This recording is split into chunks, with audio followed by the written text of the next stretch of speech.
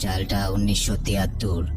উত্তর ইরাকের এক রহস্যময় শহর হাতরা। প্রাচীন জিনিসের জন্য সেদিন ওই শহরের এক জায়গায় খননের কাজ চলছিল।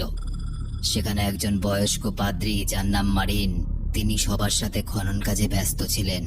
হঠাৎ খনন করার সময় সে পাথরের তৈরি একটা অদ্ভুত ছোট মূর্তি খুঁজে পায়।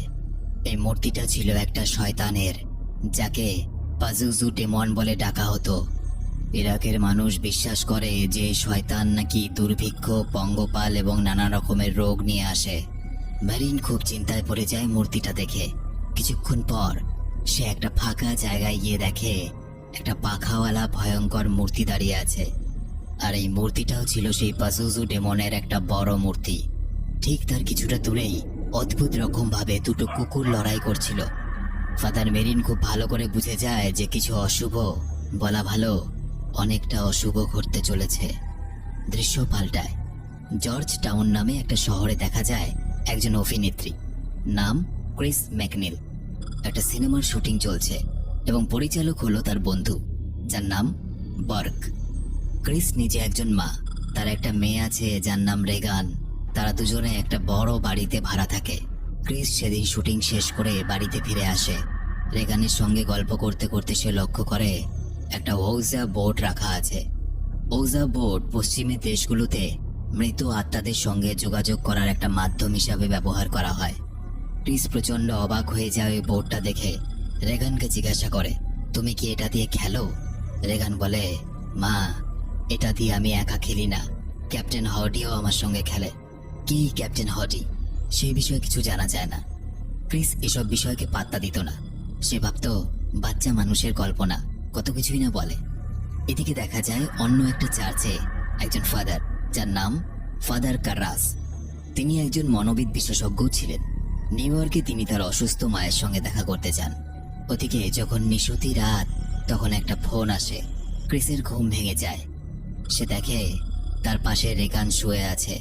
রেগান হঠাৎ করে বলে, মা, আমার ঘরের বিছানাটা বারবার করে নড়ছে, তাই ঘুম আসছে না আমার, তাই আমি তোমার ঘরে চলে এসেছি। ক্রিস হঠাৎ করে ওপরের তলা থেকে একটা অদ্ভুত আওয়াজ শুনতে পায়। এই আওয়াজটা কদিন ধরে সে প্রায়ই শুনছে, কিন্তু ওপর তলায় গিয়ে ক্রিস কিছুই খুঁজে পায় না। পরদিন ক্রিস রেগানকে নিয়ে ডাক্তারের কাছে যায়। রেগান প্রথমে শান্তই ছিল, কিন্তু হঠাৎ তার চোখের সামনে এক ভয়ঙ্কর শয়তানের মুখ ভেসে ওঠে এবং তারপর থেকে রেগান কিছুই বুঝতে পারে না, অদ্ভুত আচরণ করতে শুরু করে। হঠাৎ সে প্রচন্ড রেগে যায় এবং ডাক্তারদের সঙ্গেও এমন অদ্ভুত ব্যবহার করতে শুরু করে, সবাই অবাক হয়ে যায়। ক্রিস জিজ্ঞেস করে, আমার মেয়ের কি হয়েছে, কেন সেরকম আচরণ করছে? ডাক্তার জানায় রেগানের নার্ভের কিছু সমস্যা আছে, সেই জন্য সে হয়তো মানসিকভাবে ভারসাম্য হারিয়ে ফেলছে। মিনিট, ঘন্টা, দিন, সপ্তাহ, মাস এভাবেই কেটে যাচ্ছিল। একদিন একটা ফাদার চার্চে ঢুকে এমন একটা অদ্ভুত দৃশ্য দেখতে পান। সে দেখে প্রভু যিশুর মা, যাকে বলা হয় মাদার মেরি, তার মূর্তিটাকে কেউ অত্যন্ত বাজেভাবে নষ্ট করে ফেলেছে এবং মাদার মেরির গোপন অঙ্গ বা যৌন অঙ্গগুলোতে আঘাতের চিহ্ন ছিল আর চারদিকে রক্ত লেগেছিল। ফাদার এসব দেখে প্রচন্ড ভয় পেয়ে যান, কারণ তিনি স্পষ্ট বুঝতে পারছিলেন যে কোনো শয়তান কতটা ভয়ঙ্কর হলে এরকম করতে পারে, যে কোনো পবিত্র জিনিসের মধ্যে এইভাবে রক্ত লাগিয়ে আঘাত করে গেছে। পরের দিন ফাদার কার্রাস জানতে পারে তার এক আত্মীয় তার মাকে একটা মানসিক হাসপাতালে ভর্তি করে দিয়ে গেছে। সেই মানসিক হাসপাতালের পরিবেশ নাকি খুবই কষ্টকর ছিল। কার্রাস যখন তার মায়ের সঙ্গে দেখা করতে যায়, বয়স্ক মহিলাটা কাঁদতে কাঁদতে একটা অদ্ভুত স্বরে বলে, খোকা, আমায় এখানে ফেলে রেখে খুব খারাপ করলি তুই, ভুগতে হবে তোকে। কিছুদিন পর তার মা একাকিত্বে এবং কষ্টে মারা যায়। কার্রাস সেদিন রাতের বেলায় ভয়ানক স্বপ্ন দেখে, যেখানে তার মা একটা রাস্তার মধ্যে তাকে ডাকছে, কিন্তু কার্রাস তার অবধি পৌঁছতে পারে না। মাঝে মাঝে সে একটা স্বপ্নে এক শয়তানকেও দেখতে পায়। ওদিকে দেখা যায় ক্রিস তার বাড়িতে একটা পার্টির আয়োজন করেছে। সেখানে কার্রাস এবং তার দু এক বন্ধু মিলে আনন্দ করছিল। হঠাৎই সেখানে রেগান আসে এবং আমন্ত্রিত অতিথিদের মধ্যে একজন অতিথিকে অদ্ভুতভাবে বলে, শোনো, তুমি মারা যাবে ওখানে। এবং এরপরেই সবার সামনে সে ঘরের মধ্যে প্রস্রাব করে ফেলে। সেখানে থাকা মানুষগুলো খুব ভালো করে বুঝতে পারছিল যে রেগানের সঙ্গে কিছু একটা অস্বাভাবিক ঘটেছে। ক্রিস তাড়াহুড়ো করে তাকে স্নান করিয়ে ঘুম পাড়িয়ে দেয় এবং সেই ঘর থেকে বেরিয়ে যায়। হঠাৎ করে সে শুনতে পায় রেগান তারস্বরে চিৎকার করছে। ক্রিস ছুটে গিয়ে দেখে যে রেগানের বিছানা ভয়ঙ্কর ভাবে কাঁপছে। ক্রিস তাকে কোনো রকম ভাবে শান্ত করায় এবং পরের দিন আবার সেই ডাক্তারের সঙ্গে দেখা করে। রেগানের ডাক্তাররা তার মাথার ভিতরে কোনো সমস্যা আছে কিনা এটা দেখার জন্য এক বিশেষ পরীক্ষা করার সিদ্ধান্ত নেয়। তার গলার পাশের একটা ছোট অংশ কেটে মাথার কিছু অংশ স্ক্যান করার চেষ্টা করে ডাক্তার। এই পরীক্ষাটা খুবই কষ্টদায়ক ছিল, কিন্তু অদ্ভুত ব্যাপার, তারা রেগানের শরীরে বা ব্রেনে কোনো সমস্যা খুঁজে পায় না। ডাক্তার ক্রিসকে বলে যে আপনার মেয়ের হয়তো কোনো হ্যালুসিনেশন বা ভ্রম হচ্ছে, কিন্তু ক্রিস তো জানে, সে ঘটনাটা নিজের চোখে দেখেছিল, কিভাবে তার বিছানা কাঁপছিল। এর পরের দিন ক্রিস বাড়িতে দেখে যে রেগানকে কোনো একটা অদৃশ্য শক্তি বারবার উঠিয়ে আবার বিছানায় ফেলে দিচ্ছে। রেগান কাঁদতে কাঁদতে সাহায্য চাইতে থাকে। ক্রিস তখনই ডাক্তারদের ডেকে আনে এবং হঠাৎই রেগানের গলার আওয়াজ কেমন যেন পাল্টে যায়। রেগানের মধ্যে কোনো এক পুরুষ পিশাচের আত্মা যেন ভর করে এবং এক অদ্ভুত স্বরে ফিসফিস করে বলে, কি ভেবেছিলি ধরে ফেলবি? এই বলে ডাক্তারকে একটা থাপ্পড় মেরে দেয় এবং ভয়ঙ্কর ভাবে চিৎকার করতে করতে এটা বলে, এই শরীরটা আমার, এই শরীরের মালিক আমি। সবগুলো ডাক্তার মিলে জোর করে রেগানকে ধরে ইঞ্জেকশন দিয়ে রেগানকে শান্ত করে। ক্রিস নিজের মেয়ের জন্য অনেক চিন্তায় পড়ে যায়। ক্রিস যখন বাড়ি ফিরে আসে, সে জানতে পারে তার বন্ধু বার্ক হঠাৎ সিঁড়ি থেকে পড়ে মারা গেছে। ক্রিস খুবই কাঁদতে শুরু করে, কিন্তু তখনই সে হঠাৎ দেখতে পায় এক ভয়ঙ্কর দৃশ্য। রেগান সিঁড়ি থেকে এইভাবে বিকৃতভাবে উল্টো হয়ে নামছে এবং তার মুখ থেকে রক্তের বমি। সে এক ভয়ঙ্কর পৈশাচিক দৃশ্য। শেষ পর্যন্ত বাড়িতে একজন সাইকিয়াট্রিস্টকে ডাকা হয়। তিনি রেগানকে সম্মোহিত করে রেগানের ভেতরে থাকা প্রেতাত্মাকে জিজ্ঞেস করে, তুই রেগানের শরীরে কেন ভর করেছিস? তখনই রেগান আওয়াজ বদল করে একটা ভয়ঙ্কর রূপ নিয়ে নেয় এবং সে ডাক্তারের ঠিক ওই জায়গায় মারে যেখানে মারা উচিত নয়। তো ডাক্তার আর কিছু করতে পারে না। এমন অস্বাভাবিক ঘটনার পর অনেকগুলো ডাক্তার একসঙ্গে ক্রিসের সঙ্গে একটা মিটিং করে। তারা বলে, তোমার মেয়ে শরীরে হয়তো কোনো শয়তান ভর করেছে, তাকে একবার এক্সরসিজম করিয়ে দেখো। অন্যদিকে চার্চের ভয়ঙ্কর ঘটনা এবং বার্কের মৃত্যুর পর একজন পুলিশ তদন্তকারী নাম কিন্ডারম্যান সে কার্রাসকে জিজ্ঞেস করে, তুমি নিজের কাজের সময় এমন কোনো পেশেন্ট পেয়েছিলে যে কিনা জাদুটোনা করত? আসলে গোয়েন্দা কিন্ডারম্যান ভাবছিল যে এই ঘটনাগুলো হয়তো কোনো জাদুটোনার কাজ। বার্ক মারা যাওয়ার সময় রেগানের ঘরে সে একা ছিল এবং তাকে কেউ জানালা দিয়ে ধাক্কা মেরে ফেলে দিয়েছিল। কিন্তু এখানে সবথেকে অদ্ভুত ব্যাপার হলো যে বার্কের মৃতদেহটা মাথা পুরো পেছনের দিকে ঘুরেছিল, যেটা কোনোভাবেই সম্ভব নয়। কিন্ডারম্যান এই ব্যাপারে ক্রিসের সঙ্গে একটু আলোচনা করে এবং চলে যায়। ঠিক তখনই হঠাৎ ক্রিস রেগানের চিৎকার শুনে দৌড়ে ঘরে যায়। সে দেখে রেগান এক ভয়ঙ্কর অবস্থায় আছে। সে একটা ক্রস চিহ্ন নিয়ে নিজের যৌনাঙ্গ বা যোনির জায়গায় বারবার করে আঘাত করছিল, আর গলার স্বর কেমন একটা পুরুষের মতো আওয়াজে সেই ঈশ্বরের নামে অশ্লীল কথা বলতে শুরু করে। ক্রিস ভয়ে এগিয়ে গিয়ে রেগানের হাত থেকে ক্রস চিহ্নটা নিতে চায়, কিন্তু তখনই রেগান ভয়ঙ্কর রূপ ধারণ করে নিজের মাকে ধাক্কা দিয়ে ঘরের ভেতরে বন্দি করে দেয় এবং তার ওপর একটা বড় আলমারি ফেলে দেওয়ার চেষ্টা করে। শেষে কোনো রকমে ক্রিস প্রাণ বাঁচিয়ে সেই ঘর থেকে পালিয়ে যায়। এরপর ক্রিস ফাদার কার্রাসের সঙ্গে দেখা করে এবং নিজের মেয়ের উপরে এক্সরসিজম করার জন্য অনুরোধ করে। কার্রাস প্রথমে মানা করে দিলেও শেষ পর্যন্ত রেগানের সঙ্গে একবার দেখা করতে যায়। রেগানের অবস্থা খুব খারাপ হয়ে গেছিল। তার মধ্যে হিংস্রতা আগের থেকে অনেকটা বেড়ে গেছিল, এতটাই বেড়ে গেছিল যে তাকে বিছানার মধ্যে বেঁধে রাখা হয়েছিল। কার্রাসকে দেখে রেগান কেমন একটা গলায় বলে ওঠে, look at me, I am the devil. অর্থাৎ আমার দিকে তাকাও, আমি শয়তান। আর তুমি জানো কার্রাস, আমাদের সঙ্গে তোমার মায়ের প্রেতাত্মাও থাকে।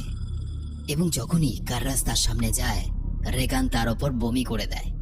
ফাদার কার্রাস শুরুতে সন্দেহ করেছিল যে রেগান হয়তো কোনো মানসিক সমস্যা ভুগছে, কিন্তু যখনই রেগান তার মায়ের ব্যাপারে বলে তখন সে বুঝে যায় রেগান হয়তো সত্যিই কোনো পিশাচ বা প্রেতাত্মার দ্বারা পজেসড হয়ে আছে। পরের দিন কার্রাস কিছু প্রমাণ জোগাড় করার জন্য রেগানের সঙ্গে কথাবার্তাগুলো রেকর্ড করে।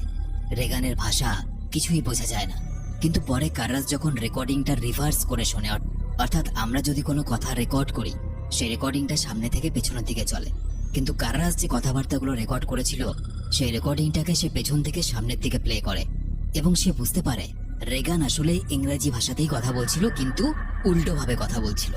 এই ঘটনার পর কার্রাস নিশ্চিত হয়ে যায় যে রেগানের শরীরে এক ভয়ঙ্কর শয়তান ভর করেছে। কারণ কোনো বাচ্চা মানুষের মানসিক সমস্যা থাকলেও সে উল্টোভাবে কখনো কথা বলতে পারবে না। আর তাছাড়া রেগানের ভেতরে থাকা শয়তানটা কার্রাসের মায়ের ব্যাপারে কথা বলছিল, যাতে কার্রাস মানসিকভাবে দুর্বল হয়ে যায়। হঠাৎ করে ক্রিস আর কার্রাস দেখে রেগানের পেটের চামড়ার ওপর ভেতর থেকে হেল্প মি লেখা উঠে আসছে। এতে বোঝা যায় যে রেগানের আত্মা ভেতর থেকে সাহায্য চাইছে। কার্রাস চার্চের কাছে গিয়ে বলে রেগানের বডি থেকে সেই পিশাচ বা প্রেতাত্মাটাকে তাড়ানোর জন্য এক্সরসিজম করতে হবে।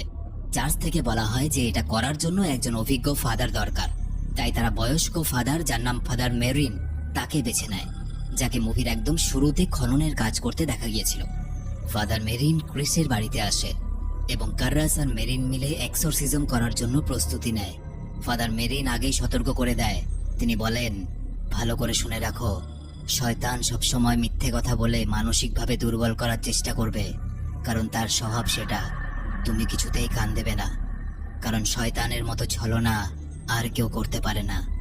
তারা একসাথে ঘরে ঢুকে দেখে রেগান তাদের দিকে কেমন যেন ভয়ঙ্কর ভাবে তাকিয়ে আছে এবং গালাগাল করছে। মেরিন তার ওপর পবিত্র জল ছিটিয়ে দেয় এবং দুজন ফাদার মিলে পবিত্র বাইবেল পড়তে শুরু করে। আর ঠিক তখনই বিছানাটা কাঁপতে কাঁপতে হাওয়ায় ভাসতে থাকে। রেগান সবুজ রঙের বমি করতে থাকে। রেগানের ভেতরে শয়তানটা ভয়ঙ্করভাবে হাসতে থাকে এবং ঘরের সব জিনিসপত্র লন্ডভন্ড করতে থাকে। শুধু তাই নয়, রেগানের মাথা পুরোপুরি ঘুরে যায় এবং সে কেমন একটা ঠান্ডা অদ্ভুত গলায় বলে, কার্রাস, তুমি জানো তোমার মা তোমাকে কখনো ক্ষমা করবে না। এটা শুনে কার্রাস ভয় পেয়ে যায়। রেগান নিজে থেকে হাওয়ায় ভাসতে শুরু করে এবং কিছুক্ষণ পর তাকে শান্ত করা হয়। কার্রাস তাকে দড়ি দিয়ে বেঁধে রাখে, কিন্তু হঠাৎ দেখা যায় রেগান নিজের হাত ছাড়িয়ে চিৎকার করছে এবং তার পেছনে ওই পাজুজুর মূর্তিটির ছায়া, যেই শয়তানটাকে মুভির প্রথমে দেখানো হয়েছিল। দুজনেই অবাক হয়ে যায় এবং কিছুক্ষণের জন্য বিশ্রাম করার জন্য সেই ঘর থেকে বেরিয়ে আসে তারা। কার্রাস আবারও একাই ঘরে ঢোকে এবং রেগানের জায়গায় নিজের মাকে সে কল্পনা করতে থাকে। রেগান তার মায়ের আওয়াজে কার্রাসকে দুর্বল করার ক্রমাগত চেষ্টা করতে থাকে। তখনই ফাদার মেরিন তাকে ঘর থেকে বেরিয়ে যেতে বলে, কারণ ফাদার মেরিন খুব ভালো করে বুঝতে পারছিল যে সেই প্রেতাত্মাটা কার্রাসকে মানসিকভাবে দুর্বল করার চেষ্টা করছে এবং দুর্বল মানসিকতা নিয়ে এক্সোরসিজম করা সম্ভব নয়। ফাদার মেরিন একাই এক্সোরসিজম করতে শুরু করে। কার্রাস যখন সেই ঘরে ফিরে আসে তখন সে দেখে ফাদার মেরিন হার্ট অ্যাটাক করে মারা গেছে। কিছু তো একটা ভয়ঙ্কর দেখেছে সে, কিছু তো একটা এমন দেখেছে যেটা সে কল্পনাও করতে পারেনি এবং যার জন্য হার্ট অ্যাটাক করেছে। কার্রাস প্রচন্ড রেগে যায় এবং নিজের প্রতি আর নিয়ন্ত্রণ রাখতে পারে না। সে সরাসরি রেগানের কাছে গিয়ে জোরে চিৎকার করে বলে, আয়, তোর দম থাকে তো আমার মধ্যে চলে আয়, দেখি কত বড় শয়তান তুই। হঠাৎ করেই রেগানকে দেখা যায় তার গলা থেকে সে পবিত্র লকেটটা খুলে ফেলে এবং তার শরীর থেকে সেই শয়তান বেরিয়ে এসে সত্যি সত্যি কার্রাসের শরীরে ঢুকে যায়। সেই মুহূর্তে কার্রাস নিজের আত্মনিয়ন্ত্রণে ফিরে আসে এবং বুঝতে পারে যদি সে এখন কিছু না করে তাহলে শয়তানটা তার আরো অনেক ক্ষতি করে ফেলবে। সে তখন নিজেই জানালা দিয়ে লাফ দিয়ে পড়ে যায় যাতে শয়তান তার শরীর থেকে বেরিয়ে যেতে পারে। নিচে সিঁড়ি থেকে পড়ে তার মাথা ফেটে যায় এবং ধীরে ধীরে সে মারা যায়। এরপর দেখা যায় রেগানের শরীরের মধ্যে কিছু পরিবর্তন আসতে শুরু করেছে। ধীরে ধীরে সে আগের মতো স্বাভাবিক হতে শুরু করেছে, কিন্তু তার কিছুই মনে নেই। সে কিছু জানেই না যে কয়েকদিন তার সঙ্গে কি ঘটেছিল। পরের দিন ক্রিস নিজের মেয়ে রেগানকে নিয়ে সেই বাড়ি ছেড়ে অন্য জায়গায় যাওয়ার জন্য প্রস্তুতি নেয়। সে ঘর থেকে ফাদার কার্রাসের পবিত্র লকেটটা খুঁজে পায়, নিজের কাছে রেখে দেয়। রেগান তার মা ক্রিসের সঙ্গে সেই বাড়ি ছেড়ে চলে যায় আর ফাদার ডায়ের সেই সিঁড়িগুলোর দিকে তাকিয়ে থাকে যেখানে কার্রাস পড়ে মারা গেছিল এবং তারপর তিনিও সেখান থেকে চলে যান। আর এই মুভিটা এখানে শেষ হয়ে যায়।